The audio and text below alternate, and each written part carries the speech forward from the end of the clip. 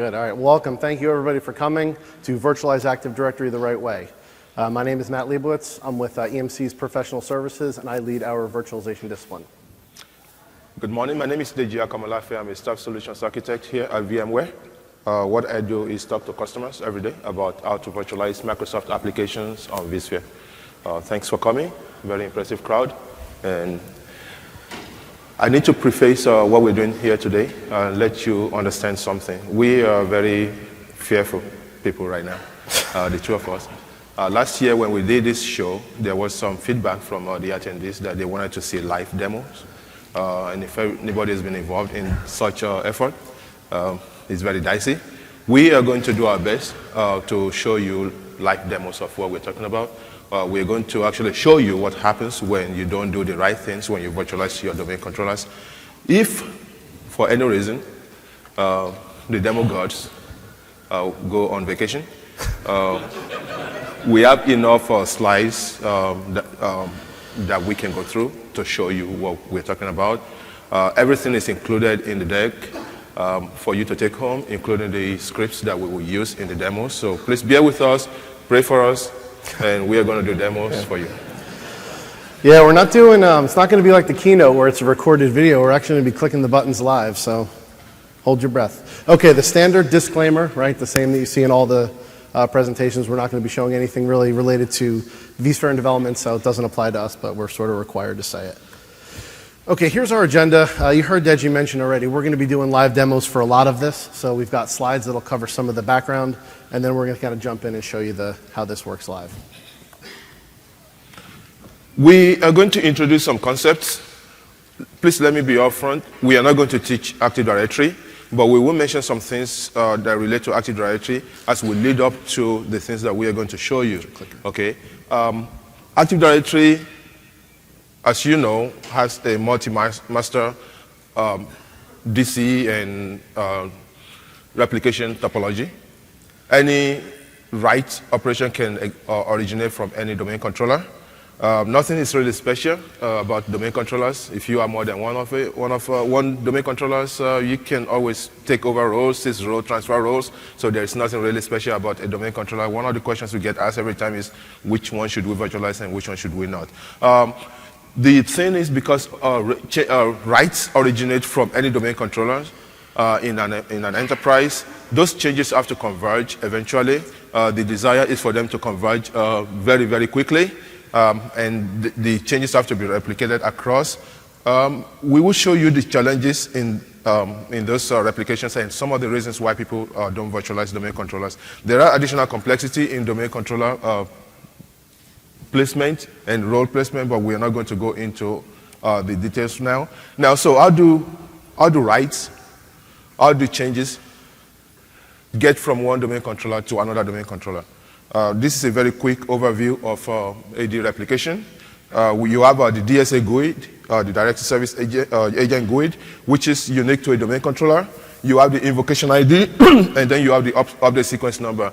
Any change made in AD has a number associated with it. The number is used for tracking those changes. And then combined with the invocation ID, and the DSA GUID of the domain controller where that change originates, that is considered a replicable transaction. Those three combinations will be used to replicate that change, that modification, deletion, or anything to another domain controller. Now we are leading up to one of the challenges of virtualizing domain controllers. Also, there's the use of timestamp. That's not critical. We're not going to deal into that right now. So those premises are what we're going to use going into the demos that we are going to present to you shortly. Good, okay, thanks Deji. So let's talk about why, right? Virtualization is mainstream at this point. Anyone here still just doing dev and test, right? Afraid to go to production, maybe wait till the next version of vSphere? I think virtualize first is the new normal. Most companies have a virtualization first policy. So we want to make sure that everyone is aware that most companies are mainstream with virtualization. Here, get me saying something smart in that picture here. There we go. All right. Nobody saw that. Nobody saw that. Okay, so Active Directory is fully supported. There's multiple roles within Active Directory. They're called FSMO roles. All of those roles are supported when they're virtualized. Can't really spell cloud without virtualization. You can, but it's really expensive to do it that way. The characteristics of a domain controller are really virtualization friendly. We're going to cover this more in a couple slides. But it's a distributed multi-master model. So there's not one big, massive domain controller that's doing all the work. It's distributed. So the I/O requirements in the memory and CPU are really not that high. They're interchangeable. If one were to fail, you can just bring up another one. It's really easy to spin up new ones. So they're sort of like, again, not a master server. It's multi-master. So it's really easy to deploy lots of them. And as we know in virtual infrastructure, it's easy to deploy new servers. So it makes sense that it's easy for domain controllers too. Probably one of the most common ones, though, is who's buying servers today that just have 2 CPUs and 4 gigs of RAM? Anybody? Right? Most of them have 12 or 24 cores, 64, 128 gigs. If you try to put just a domain controller on that, you're going to waste all the resources because even the largest domains and large forests, they don't need those resources. So let's jump into some of the common objections that we, Deji and I hear all the time about domain controller virtualization. What we call this one is the fear of the stolen VMDK. So this is someone that compromises either the ESXi host or the underlying storage, steals the VMDK on which the Active Directory server lives, and then now they've got access to the domain database and they can do whatever they want. That is technically, I guess, possible, but probably more likely is someone's just going to steal a backup tape, or an administrator is going to do it through the Active Directory server anyway. There's encryption at the file and array level where you can kind of get around some of that, so that's not really that much of a concern. Privilege escalation. It used to be when you made someone a vCenter admin, most of the time you just said, well, we're going to make them a local administrator on that server, or I'm going to put them in the domain admins group, right? You don't need to do that. vCenter privileges and Active Directory privileges are separate. So you don't need to make domain controllers vSphere admins and vice versa. You have to keep a certain role physical. And we hear this a lot with the PDC emulator, and we're going to talk about the PDC emulator more in a little bit. There's really no reason for this. It used to be they would say, well, we're going to make everything virtual, all our domain controllers, except one. We're going to keep one physical. And there's really no reason for this, because you can seize a role if a server has failed. You can transfer a role if you need to take the server down for some period of time. So there's really not a reason to keep it physical. It deviates from a standard build process. In my mind, in Deji's mind too, virtualization improves standardization, right? We get our template exactly the way we want it with all of our software and configuration, and then we deploy all of our servers from that. So it really helps our standardization. And then finally, timekeeping in virtual machines is hard, and we agree. And you know what? I'm okay with that, because if it were easy, none of us would have jobs. So it's okay that it's hard. We're gonna jump into a demo in just a minute to show you how that works. But it's really important in a virtual machine to keep proper time. It's really even critical in a domain controller. So in the old days, we used to do it like this. We would say, well, we're going to take all the guests and we're going to synchronize their time with the ESXi host, so that the time on the ESXi host becomes critical and all virtual machines underneath inherit that time. But that kind of became problematic, so we said, no, don't do that anymore. We're just kidding. We're going to use the tools inside the guest, Windows Time and NTP and things like that, and we're going to turn that option off, right? So we're not synchronizing time with the host. But that too doesn't really work. And the challenge, and it's sort of not well known, is that even when you do that, even when you disable time synchronization with the ESXi host, it still happens. And it still happens on a bunch of common processes like vMotion and rebooting the virtual machine will force the guest to synchronize time with the host. By show of hand, how many people in this room is familiar with that phenomenon? That's because you came to our session last year. All right, so we're going to jump into it. We're going to go over to Deji's machine here. Give me just a second. All right, so it's not theoretical. We said we agree with that premise that it is problematic and that it happens. So what we're going to do real quickly is show you a domain controller. It doesn't matter. It's a Windows system. And I'm going to ask you to pay attention to the clock. I think it's correct. Give or take 1 minute. But this is a correct time on this VM. And we've unchecked the box that says synchronize time with ESX host. So we think, yeah, we're good. So this is the PDC emulator. And unfortunately, we have a vMotion or DRS enabled. Okay, so vMotion is enabled, so this VM can land on any host in the environment. So in what we're going to simulate, we're going to show this VM going to a host with a bad clock. Okay? And what's it like typing your password in front of 600 people? Not good.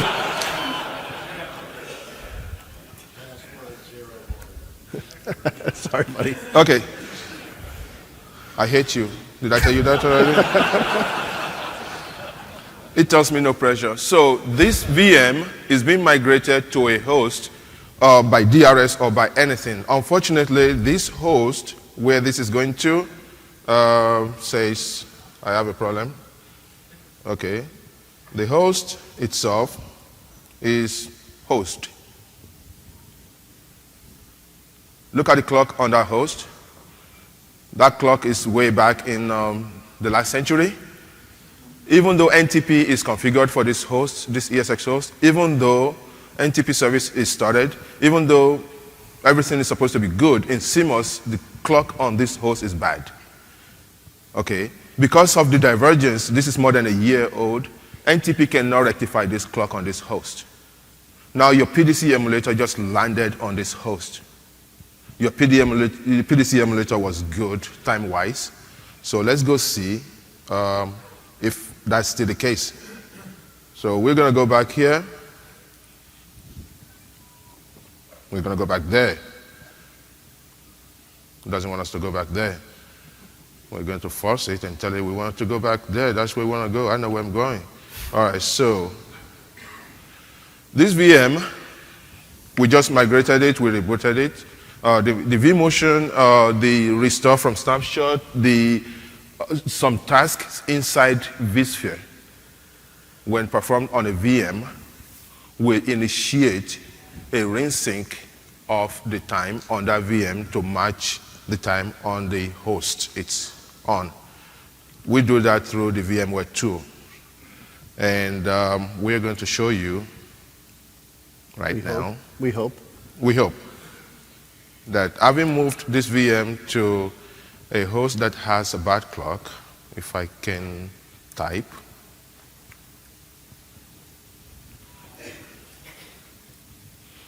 will rejigger the clock on that VM. Even though this VM is configured to synchronize with an external time source, like a good domain admin, you've done your due diligence. But because of vMotion and because of DRS, we just nuke the clock on this host. All right, so we'll move on. Okay, so how do we, how do we determine, I got to switch, sorry about that. I got multiple jobs today. If anyone wants to volunteer to just sit up here and switch, that'd be great. Okay, so how do we determine the correct time on the, the ESXi host, and why don't we use that instead of the guest synchronization? Okay, so the clock now is bad on this host. To complete the loop on the demonstration, we're going to move this VM to another host, DRS, vMotion, whatever, just to show that that operation, that movement, will again kick another time synchronization on the guest. So we're going to move it to a good host. The host will have a good clock, and hopefully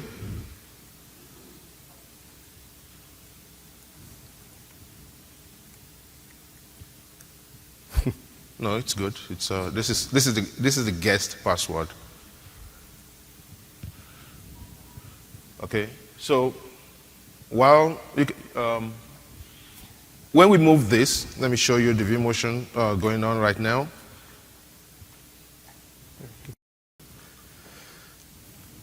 Let's see. All right, the vMotion is completed. We go back to this guy. Okay, just the act of moving that VM back to a good host, we again jumped in and rectified the clock on the guest. So you can see how we interfere with clock settings, and we're leading up to something. Sorry. That's okay. Good. Okay, so Again, we could rely on the host for synchronizing time if the host time was always right or people don't make mistakes, right? But in reality, stuff happens, right? Sometimes people have to rebuild servers, even if you're using auto deploy and host profile. Sometimes people manually rebuild servers and then just pop them into production right after they've troubleshot something. So that can happen. These kind of mistakes can happen, like you saw on the server where it was synced to a poor time source, and it's even worse when it's on a PDC emulator. So how do we get around it, right? First, make sure the time on your ESXi host is correct. We're going to synchronize those to a proper time source. We're going to disable DRS for the PDC emulator role, and we're going to use host guest affinity rule. So that means we always want to know where that virtual machine lives. So we're either going to pin it to a specific host or to a group of hosts so that we always know on what server that it lives. But I think most important, let me just steal the clicker here, is this stuff over here. These are the things you can edit and put into your Windows joined or your domain joined Windows VMs to stop the synchronization from happening automatically. This could be part of your template, or you could just script it after the fact. So it's just a bunch of CLI calls. Yep. So you can do this for all Windows VMs, right? It doesn't have to just be domain controllers. It's just domain controllers are particularly hard hit when the time changes. So just kind of a visual representation for this slide, I recommend don't look directly at the cat. So for what we recommend is ESXi host is syncing to an external time source. Your forest root PDC emulator is syncing to that same source. And then domain controllers will sync to that PDC emulator, and then member servers will sync to your domain controllers. So they're both not relying on each other, but they're syncing to the same authoritative time source. Okay, let's quickly go through some best practices because I think we're a little behind here. Kind of the easy stuff. If you've got multiple data centers, deploy across those data centers. Don't use your WAN for authentication traffic. There's no reason for that. Distribute the FSMO roles. In other words, no reason to have one domain controller have multiple FSMO roles, especially in virtualization. It's kind of easy to spread those out.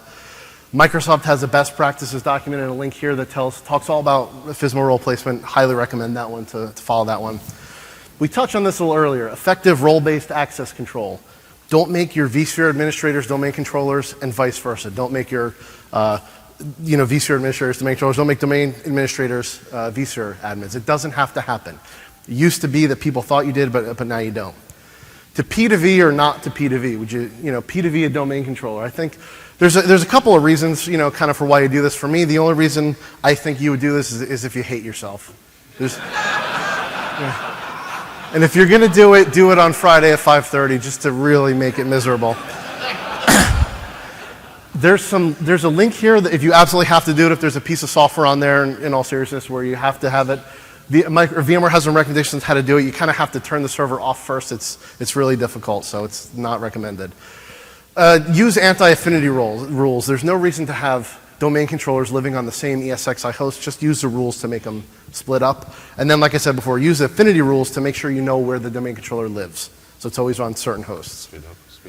Okay, we're going to go quickly through here. Sizing, it's really like any other application. Monitor it, get a baseline, and then you understand what it needs to be. CPU for domain controllers, they're really not heavy consumers of CPU. Microsoft says that 10,000 users can be handled by one CPU. Anything above 10,000, we usually say start with 2 vCPUs and then watch the performance and add it if you need to. For memory, domain controllers are a lot like database servers, and really they are database servers in that they can cache the Active Directory database in RAM for better performance. So once it's in RAM, read performance comes out of RAM and it's much faster than the disk. There's a counter in perfmon right here that you can look at to see how much the cache is being used. If it's really low, if the cache is not being used heavily, it's a good sign that your server could probably benefit from more RAM. Again, give them what they need. If they need 32 gigs of RAM, give them 32 gigs of RAM. It's really not that surprising. Networking is easy. VMXNet 3, we do that for most servers, right? So this is no different here. And then storage, just give, you generally give it the space that it needs plus some room to grow, and then they're not really IO intensive, and you could kind of offload that to RAM if you need to. Okay, we talked about time. DNS name resolution is one of the other critical components of our domain DC virtualization. It doesn't change when you virtualize. The main thing to be aware of is that if your name resolution is not handled properly, your domain administrator will blame you first, tell you it's because you virtualized. There is a conundrum in AD where a domain controller, when it starts up, is required to synchronize its time with, do an inbound replication with another domain controller. If you have a domain controller where the DNS is pointing to itself, and that DNS can get started, the DNS service can get started unless it's replicated with another DNS, with another domain controller. That domain controller will never be able to start up. So let me describe what's going on here. There is a domain controller, DC1, looking at its IP configuration. DNS is set to itself. This guy is 10.10.10, and its IP address and DNS is set to 10.10.10. When it starts up, it is required to sync and have inbound replication from another domain controller before it can start advertising itself. So this guy is going to say, okay, I need to sync with somebody else, and it's going to ask DNS service, and DNS service is going to say, well, I don't know because you haven't started me yet. And then it's going to say, okay, let me start my DNS service. Okay, and DNS, please start. And DNS is going to say, no, I cannot start because you are required to sync first. So this guy cannot sync first. And because he cannot sync first, he cannot start DNS. Because he cannot start DNS, it's never able to replicate with another domain controller. So it cannot begin to advertise itself as a domain controller in your environment. We ask that you don't do that. So we get asked every time when we virtualize the domain controller, should we use the Windows DNS, or should we use an IPAM service or anything like that? We don't. It doesn't really change when you virtualize. A software solution makes it easier for you to do DR for your DNS. If you use the Windows DNS, that's easier. If you're going to buy an appliance, then the appliance has to be available at the DR site. Otherwise, you're not going to have DNS facility, and you're not going to be able to start your domain controllers. Avoid pointing a DC to itself as the only domain DNS. Again, we just described why that is horrible. If it cannot find another domain controller, if it cannot resolve another domain controller's name, it cannot start its services, it cannot start advertising itself. All right, we're going to screen. Yeah, we'll kind of go through this quick because we're getting to our next demo here. I'll take this one. Just real quick, there's some slides, there's some links up here that are useful for, virtualizing domain controllers. Force unit access is around disk caching and disabling that. There's a great article from Microsoft there. But let's talk about, we heard Deji already talk about what update sequence numbers are and invocation IDs, but essentially every transaction that a domain controller makes or reads in is tagged with this USN and this invocation ID. And when you take a snapshot of a domain controller and then revert back, or you restore an image level backup of a domain controller, its local copy of the database has that old update sequence number, but it says, hey, I'm back in the domain, I'm going to try to replicate, right? I'm going to see what happens. The other domain controllers say, I'm not so sure about that. So that's what we refer to as USN rollback, and we're going to jump into a demo. USN rollback is a very disruptive phenomenon in AD, and I'm sure most of you are aware of that. However, because we make things very easy in virtualization, virtualization is supposed to make things easy, right? So we give you the ability to take snapshot and apply snapshot. Very easy, right-click and boom, right? When you do that, you roll your domain controller back to a previous state, bad things happen. We're going to do a quick demonstration of that phenomenon in here. So we have a DC.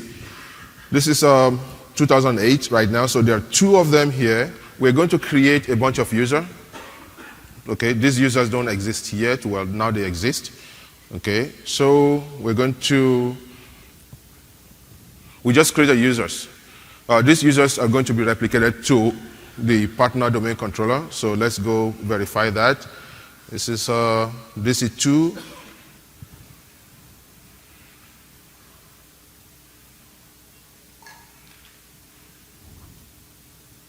Okay, so they exist.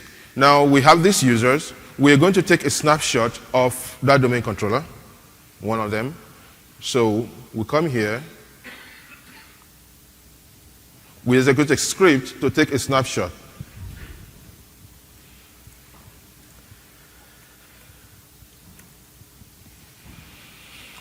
We've taken the snapshot of this VM, of this domain controller, at this state where these users exist. We are going to then make sure that things are fine. Let's speed forward and say 2 weeks later or tomorrow, we come into this domain controller and we say, we're going to apply snapshot. We're going to roll back to yesterday. And it's a very simple thing to do in vSphere. So we're going to go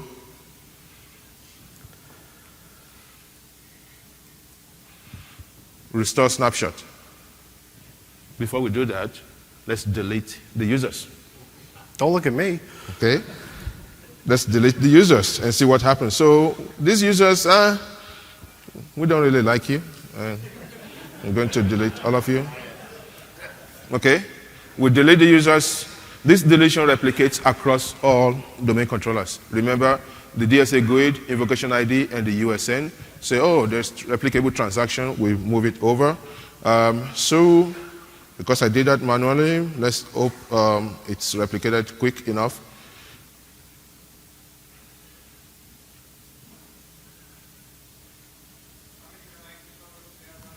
We have 2 for this demo. So there are 2. So this is the partner. The deletion is gone. Okay? Deletion is gone. We took snapshot of one of these domain controllers. So we are going to go in here, and we're going to restore the snapshot to a previous state, to before we deleted the users. What do you think will happen? The users will come back.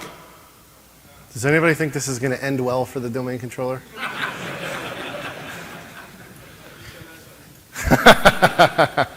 Okay, so voila. The users came back because we went back to previous states. Okay, so this script I just ran forced replication, but we can force replication. Let's see. The other domain controller is not taking that replication from this domain controller. We just have a rollback of a previous state. In 2008 and below, these 2 domain controllers now will never talk again. They will never talk to each other, and you will have, however, this domain controller that you just roll back is still advertising itself as a domain controller. Your user can still authenticate against that domain controller if their password match what was previously. If you can make changes here, you can create users here. We are going to go and create users on this domain controller here now. And we're going to do what? Create mat? Yep. We're going to create an account. We're going to call it create mat, a new user, and it will exist on this domain controller.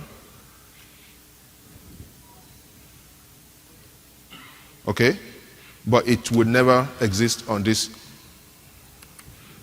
One of the painful points of this is that the domain controller we just rolled back is not aware.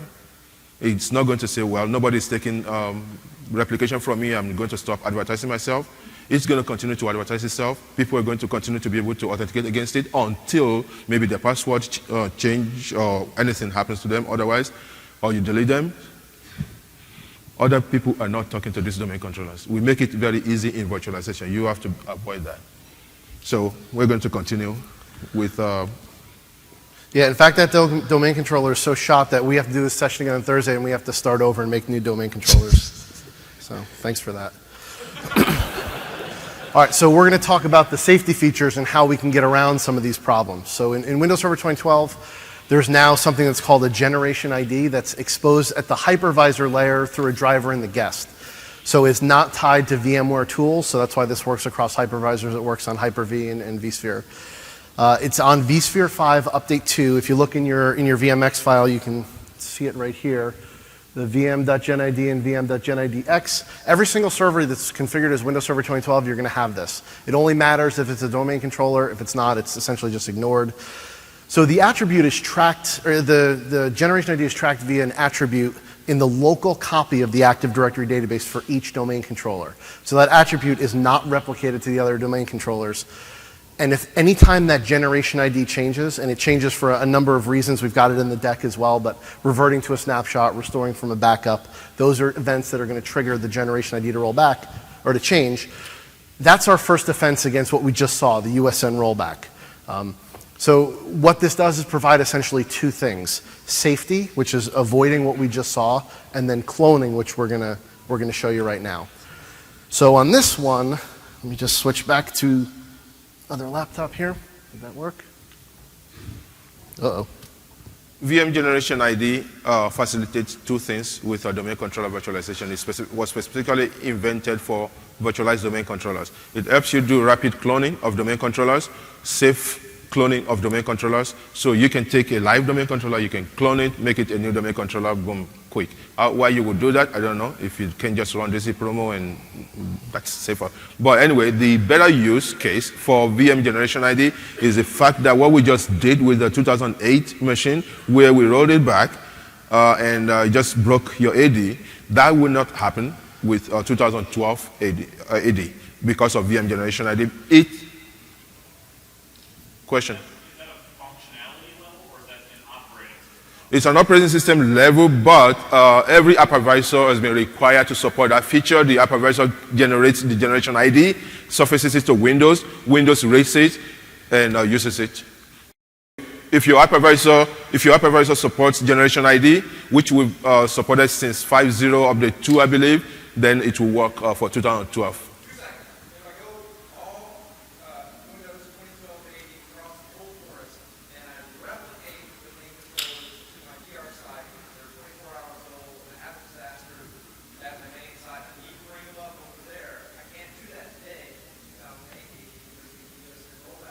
Yes. Yes, you could. And I think if we have time, we'll get.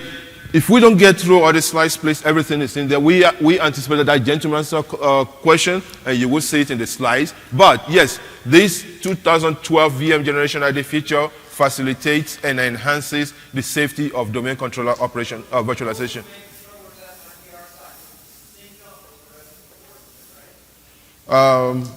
In a DR situation, that's a little bit complex. We'll talk about that if we get to it. Anyway, so in order for you to be able to clone a domain controller, there are some preliminary things you have to do. You have to prepare the domain controller that you're going to clone. You have to make sure it meets some application-specific requirements. Some applications cannot be cloned. So if you're not clonable, you have to remove them. This is just Microsoft. And then you prepare the configuration file for the cloning. You shut down the domain controller, and the domain controller will be ready for cloning. It has to be a member of the clonable domain controller group. So what we're going to do right here is we're going to launch a script that prepares this domain controller for cloning, and then we're going to shut it down, and then we're going to do a clone of it, and we'll show you how that all works. Okay? So this is the script we're going to launch. Nothing fancy there. You want to talk about how it preps, it looks at compatible software? You can. So one of the steps in that script is the domain controller has to have software and services on there that support cloning. So one of the steps in that script is to check and make sure there's nothing on there that doesn't. VMware tools obviously does. But if you're running other software on your domain controller, whether it's a backup agent, security agent, antivirus, it may or may not work. So that's one of the steps in here, and you may have to kind of talk to your vendors about that. Go ahead. Okay. So all we're doing now is just going through that checklist. It goes through and look at the applications, make sure that they're clonable, and then it looks at, it adds this domain controller to the clonable domain controller group. So it is not shutting down. I'm just going to tell it to. Yeah, and just so we're clear, the script that we're executing here is not part of Windows. It's something we wrote for this. These are just, we automated manual steps, and then it makes it easier here. So, quick, before you ask that question, why am I shutting down the reference domain controller? Please do not hot clone a domain controller, even if it's Windows 2012. Okay, VM generation ID does not support hot cloning a domain controller. We blogged about this. We have it in our white paper. The reason you shut it down is before you can clone it successfully, it has to be in powered off state. There was a question? Someone? Okay. All right, so it's down, and we are going to go and clone it. So we're going to do a little bit of the cooking show here where we're going to kick off the clone, but because the clone takes a little while, we're going to move back. We're going to move on. We're going to go through some slides, show another demo, and then come back when it smells delicious.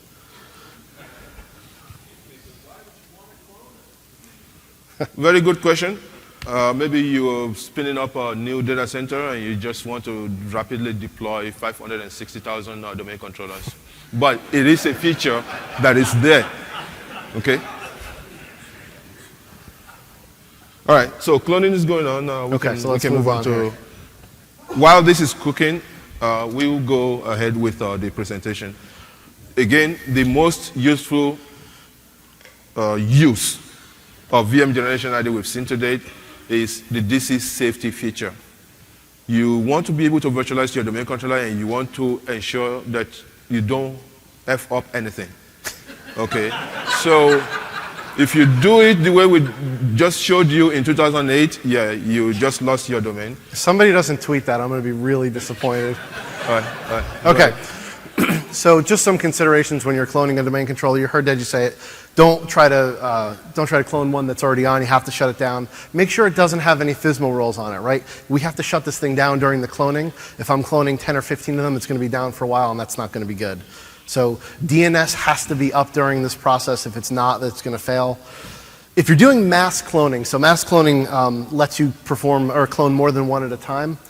There's some attributes in the preparation script where you can define the computer name. Well, if you don't have a computer name and you don't define a static IP address in there and you've got DHCP set up, you can clone as many as you want at one time. It gives them kind of an unpleasant name. It's just kind of a prefix and then a bunch of numbers afterwards, which is maybe not the most ideal, but you can do it if you want to, especially in a DR site if you have to get it stood up quickly. The reference DC has to be off the whole time, so again, if it's got FSMA roles, it's probably not great to have that thing down for too long. Sorry, was there a question? You can switch to me. All right, well, one more. So just last thing on here, don't try to perform guest customization. Don't try to sysprep the server that's being cloned. It's going to end in tears. It will not work, and it breaks the feature anyway, so it's not supported. So let me. Does it sysprep it or change the GUID during the cloning process? Say it one more time. The GUID, the server GUID, does it change the Yes, the VM generation ID process rectification. How do we describe it? The DC or the domain self-heals itself. AD self-heals itself. Part of the self-healing during the cloning is changing seed and everything. Changing the GUID? Yeah, the GUID and everything. Yes. Do you want me to go back to you real quick before I do this? Okay, go ahead. Real quick. We're just going to go back to the clone. Is it ready now? Yeah, clone is ready. Let's take a look. That was fast.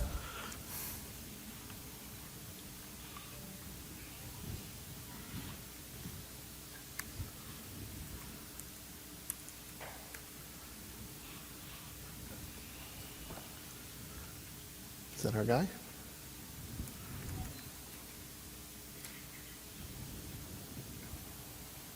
Uh-oh. Which is okay, didn't work. All right, well, why don't you play with that? Let me go back to some slides. Okay. That's how we do it with live demos. Okay, so the safeguard, right? This is really the more important of the two features. This is there to prevent the USN rollback that we saw earlier. When you restore a VM from a snapshot or when you revert from a snapshot or restore from an image level backup, the generation ID is going to be evaluated at boot up for every VM that boots up. And if it's different, that's where the safety features kick in. So after I revert or after I restore, it's going to say, my generation ID has changed. Let me compare it to the value in that local copy of the database. And that's this MS generation ID value. If they're different, it's going to say, okay, now I need to kick in the safety features. The local RID pool is going to be dumped, and a new invocation ID is going to be set for the local copy of the database. So what that essentially does is, if I have new changes that need to be committed to this database and synchronized to other domain controllers, that can work. But then any changes that were there in this time when this domain controller wasn't up, either during the snapshot revert or when you restored from a previous backup, they're going to be able to come in and actually get those databases synchronized to the local copy. So if you don't properly prep either a clone, you're going to, again, get stuck in directory services restore mode, and it's going to be ugly. So make sure you always do the prerequisite steps before you try to do any clone. All right, so we're ready to go to the cloud and see the last demo? Yes. You really have no choice. I don't even know why I asked, because you have no choice. Okay. All right, so we are going to go, we're going to do the same thing we did with the Windows 2008 domains. We're going to create users, take snapshot, delete the users, and see what happens when we restore the snapshot. So please bear with me and pray for me.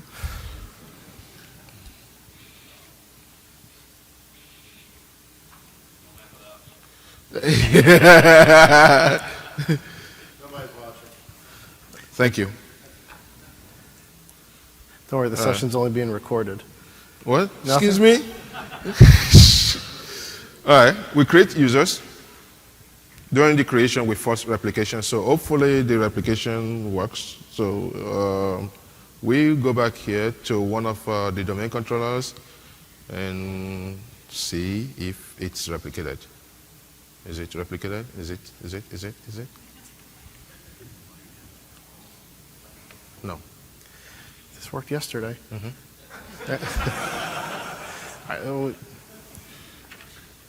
No. That's not good. Yeah, they want us. Yeah, well, we knew it was gonna be rough on one of these. Okay, let's switch to. You wanna go back here? Yeah, I'll do it from here. Did you hide them or are they? What am I doing? I want to hide the other slides. What? The safety. Hide them? Well, we'll just come back I to want them. to unhide them. No, I don't know what you're talking about. Okay. Right there. Just bear with us. What is it? I don't know what you're talking about. These guys. Which slides are you? These guys, yeah. They're already in there. Yeah, but I want to go to them. Oh, you want to see the PowerPoint demo? Yeah, it's this one. Okay, so. No, that's the bad one.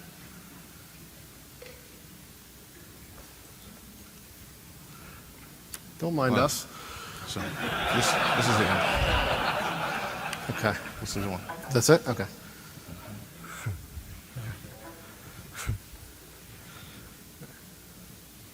Right.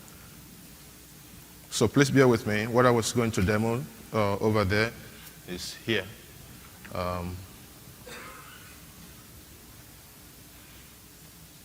This is a cloning example we just did. I'm going to skip through that real quick. All right. Yeah, this. I think the next one's the one you want. The one with the animation. Yeah. Hold on. Hold on. Just one second. It's this one. Go ahead. Oh, this is cloning. Okay. All right. So here is an example of snapshotting with VM generation ID. Again, we apologize for the demo. We have a VM1, DC1, and DC2. We have a base disk, and at this point, VM1, DC1 has a USN of 101, and we created a snapshot of it, and we created new user. We replicate the new user over here, and we see that the USN that was taken from DC1 by DC2 is 101, and it says that the invocation ID is from DC01. So the VM generation ID, after we take the snapshot, increased the gen ID to 02. Okay, so now this VM has, this DC has a new USN, a new invocation ID, and a new generation ID.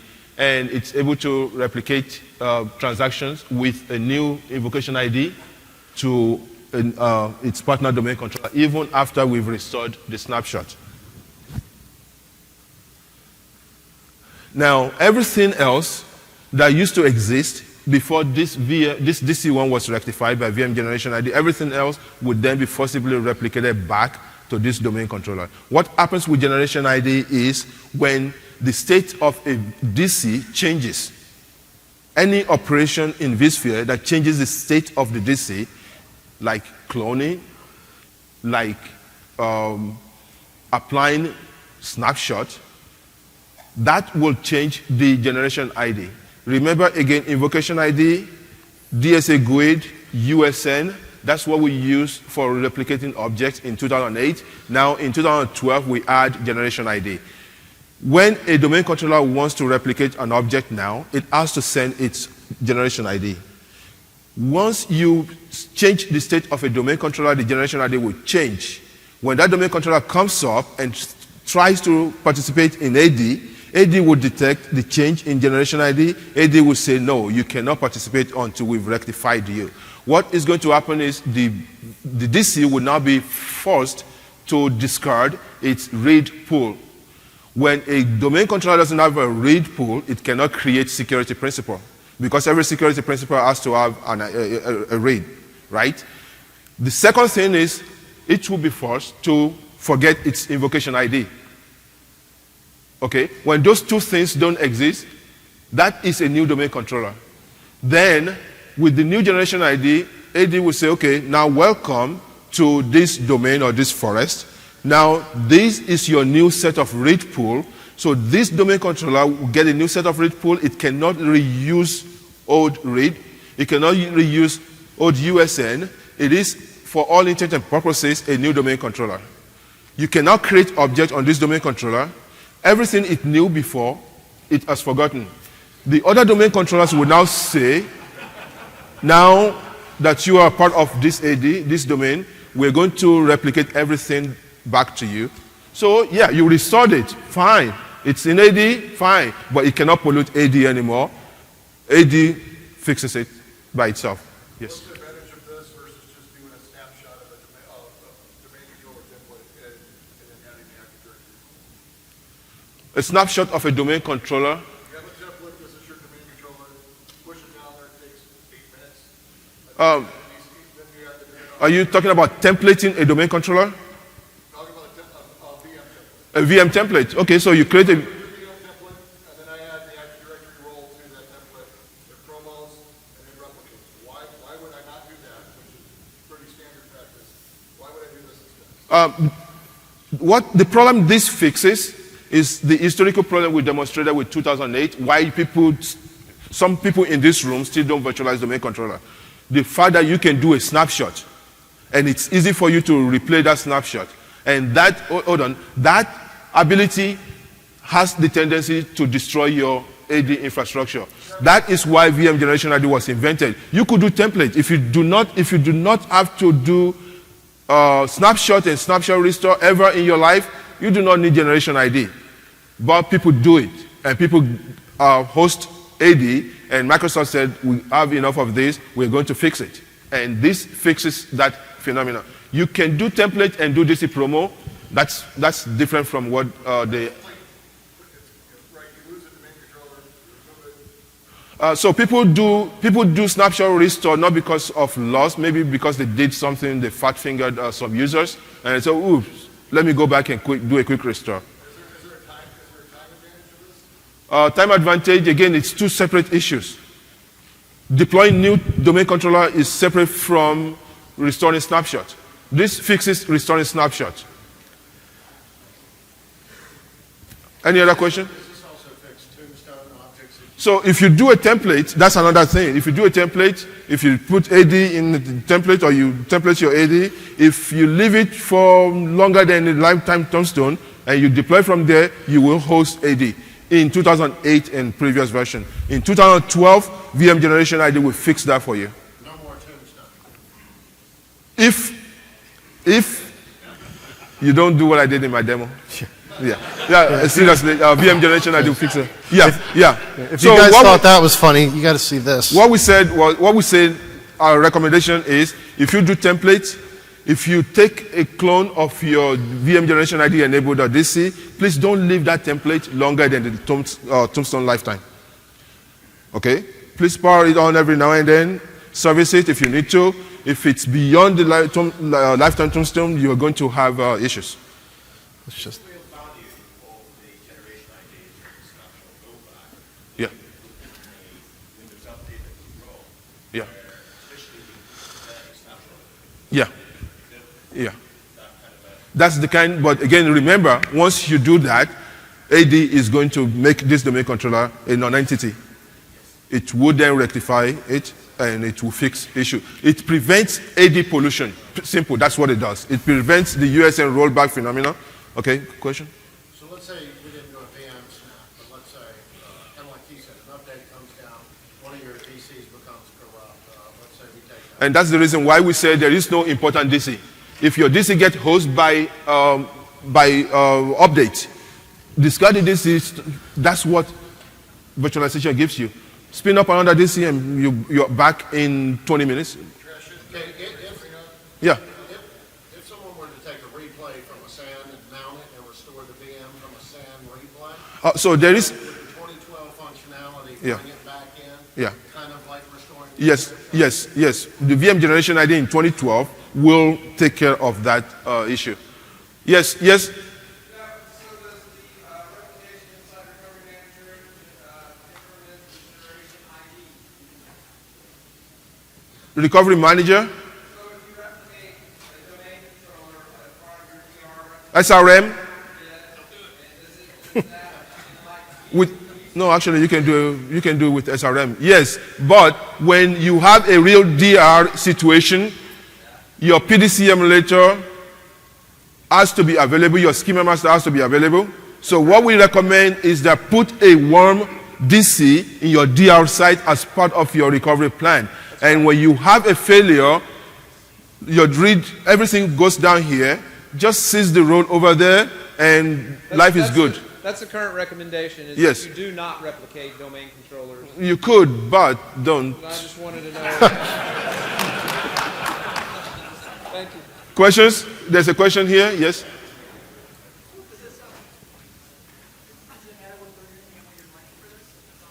You have to be on Yes. 2012. No, for did you Oh, for say vSphere. vSphere?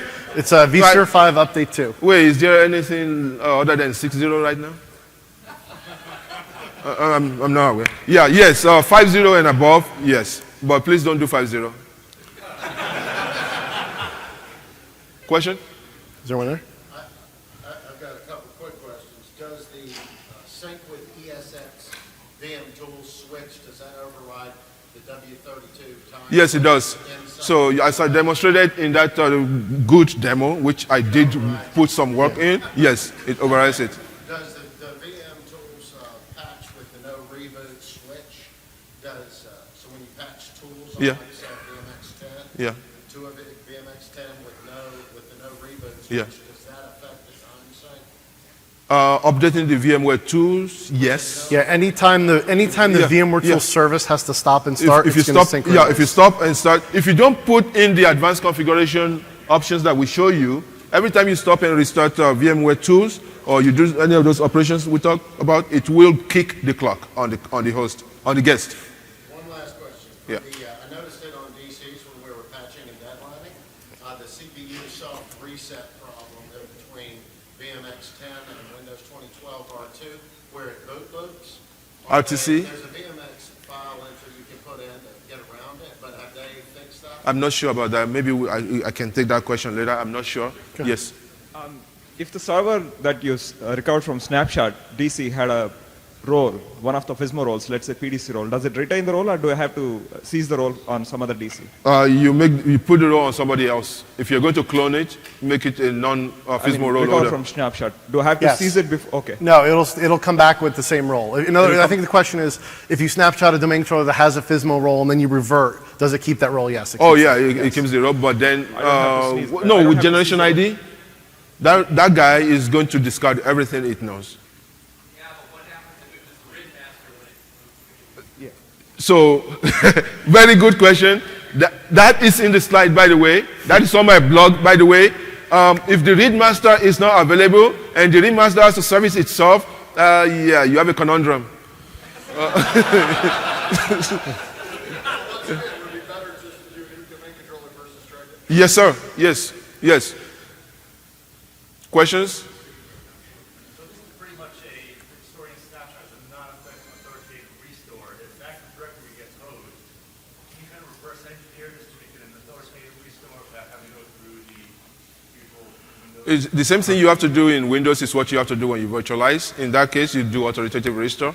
We don't do anything special in vSphere other than support of VM generation ID and surface it to Windows, and Windows does the rest with AD and everything. We just want to make sure you understand that what you do with your domain controller today, physical, the same thing persists when you virtualize it, and there is no reason for you to fear virtualizing your domain controllers because Microsoft fixed some of it, and we have a fix for the most painful one, which is the time sync one, and everything else is just the same. VM Generation ID works.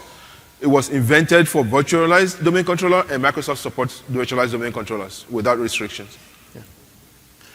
I think the key thing to remember with the safeguard is just it's a safety net. It's your backup parachute, right? You're not going to use it every day, but you're going to be pretty happy if it's there when you need it. And if you want to avoid all of this, just mark your VMDK as persistent, and then you won't be able to do snapshot or rollback of snapshot. Case closed. No, but yeah, we support VM Generation ID, and if you want to do it, if you're wondering if you could virtualize your domain controllers, as long as you are Windows 2012, you can virtualize without any fear. Questions? I apologize. Well, we apologize. 3 out of the 4. For the lab, we thought that would happen, but yeah. See the state of Deji's laptop? I mean, just look at the state of this script. Thanks. Thank you.